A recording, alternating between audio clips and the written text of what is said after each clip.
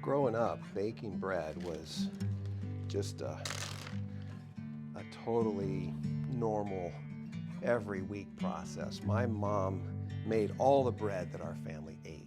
And when I look at a bag of flour like this, I kind of laugh because my mom would go to a flour mill and buy flour in 100-pound bags.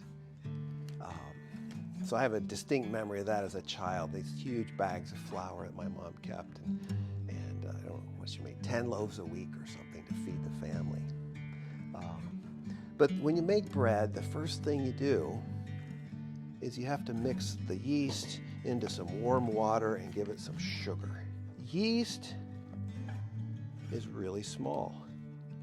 And right here in this tablespoon, there's 35 billion yeast cells. 35 billion. It's amazing. So I'm going to put 70 billion yeast cells into this. You can't see even one of them. They're only under a microscope could you ever see them. And we need to give them some sugar. So I'm going to give them honey. The wonderful thing about yeast is that it's, for all intents and purposes, dead. Nothing happening until you give it some water and food, and then it comes to life. A half a cup of sugar. We need a teaspoon of salt, and you need lard. 3 cups of warm water. Here we add 5 cups of flour. The message today is about the kingdom of God. And I want you to just join me in imagining that somehow even the very activities I'm doing here are illustrating the principles that Jesus wanted us to learn. Our text is from Luke chapter 13, verse 18 to 20, where Jesus said, "The kingdom of heaven is like a mustard seed that a man planted in his garden. And even though it's the smallest of all seeds, it grows into a tree that even birds can perch in." And then Jesus said again, "The kingdom of heaven is like yeast that a woman took and mixed into 60 pounds of flour. And she kneaded it until it worked all through the dough."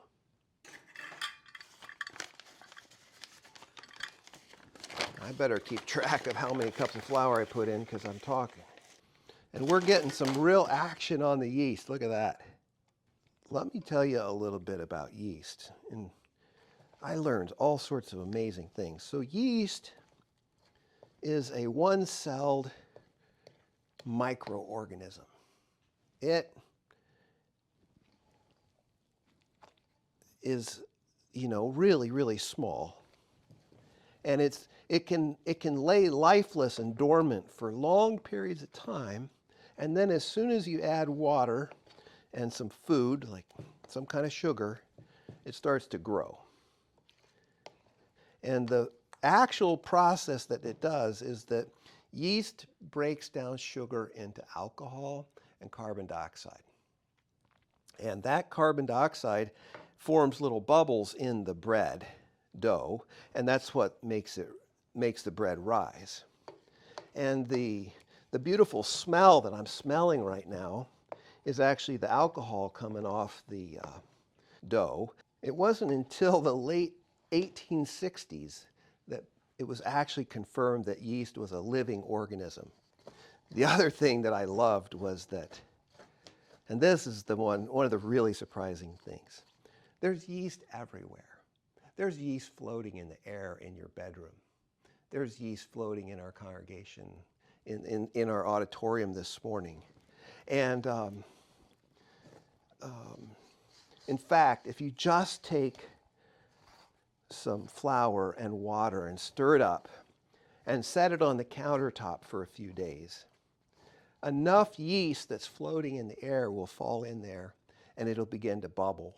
And you know this as sourdough. So sourdough starts by somebody just setting out some flour and water and letting the yeast floating around the world fall into it. Get my hands in here. One of the things I love about all Jesus' parables is that they're very earthy, natural. And when Jesus says the kingdom of heaven is like yeast that a woman mixed into dough, you immediately get this image in your mind of somebody getting their hands messy.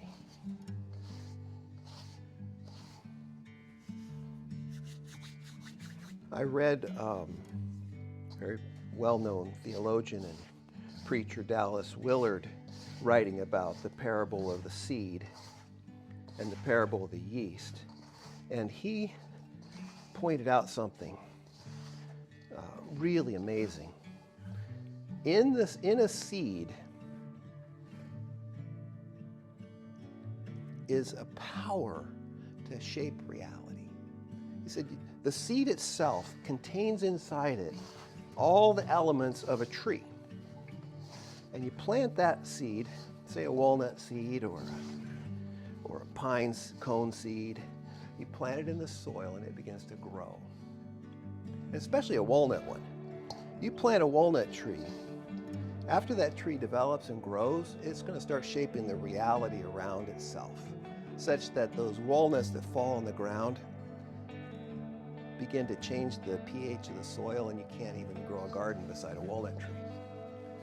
You have to grow other things. So the same is true with this yeast. It has in it the capacity to begin to shape the world around it. There's something so powerful contained in that one-celled organism that it is going to completely transform this flour into something that we want. Yeast, bread. And Jesus said the kingdom of God is like yeast. You know, I misread the verse several times.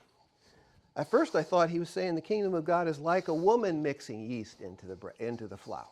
But that's not what it says. It says the kingdom of God is like the yeast that a woman mixes into the flour. And so I started asking, okay, what's she mixing it into? And what is Jesus saying? You and me, if you're an ambassador of Jesus and an ambassador to Jesus' kingdom, you're like the woman. You're taking the yeast of the kingdom and kneading it into the world. That would be living and acting according to kingdom principles wherever you're at, with your family, at your house, with your job. Look at that.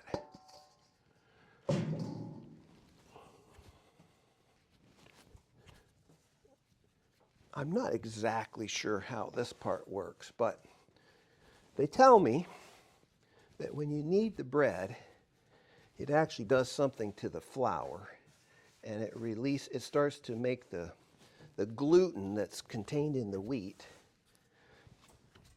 more elastic and more accessible for the yeast to work and for the bread to begin to grow.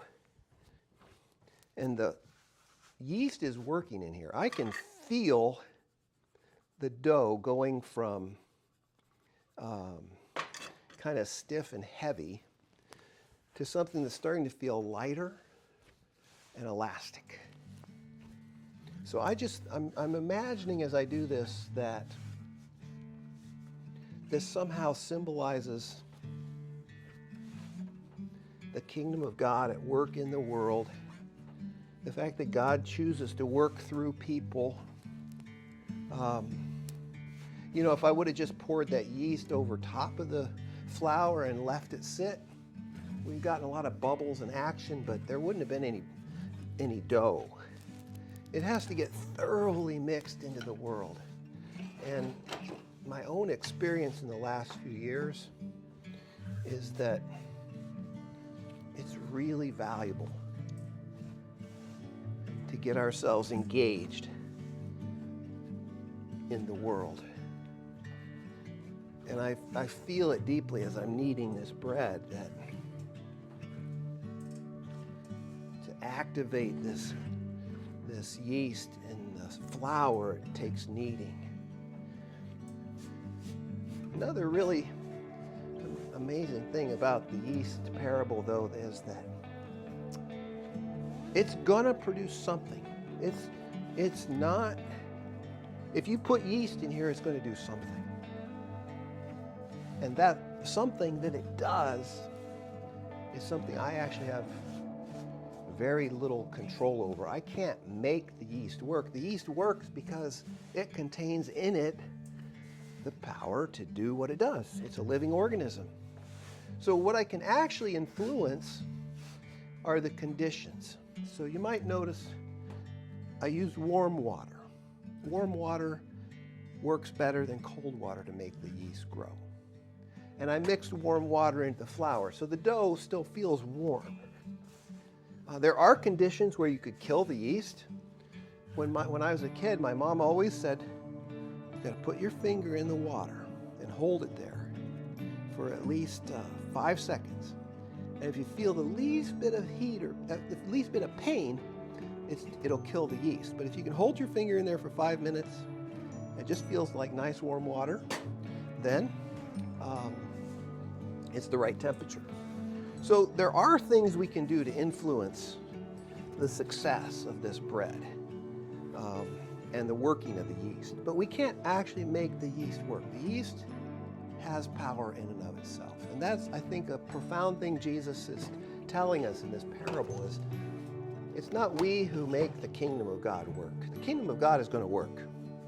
The question is whether we're going to get involved, and are we going to make conditions where that kingdom of God yeast can actually go to work.